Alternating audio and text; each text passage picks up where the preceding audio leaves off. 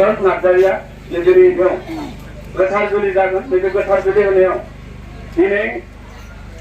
गासै रायजो राजाफोर थानाय समावनो बयबो साखि थानांगोन नै बेनिखायनो बे गोथार जुलि समाव दिनै हिनजाव गोदान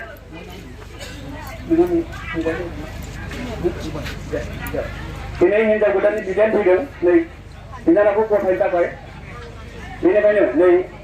दिनै हिनजाव गोदानखौ गथायनो थाखाय आखायाव लाबाय बिथाङा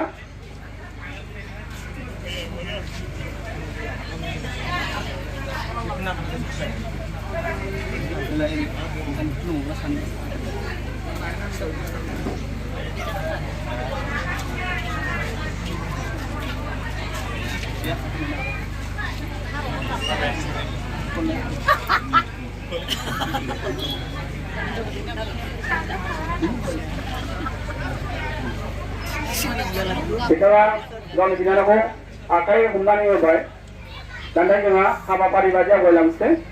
दा जोंहा हाबाफारि बायदि बिथाङा गथायनाय लोगो लोगो जों हाबा होनायनि मोन्थायखौ मोननाय जाबाय बेनिखायनो बिथाङा साखाथियाव थानानै गासैखौबो नोजोर लाखिगोन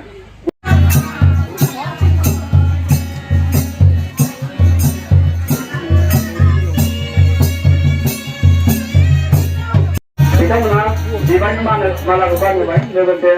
सिन्दुरबो फुननानै होबाय बेखौ जों बयबो मिथिखागौ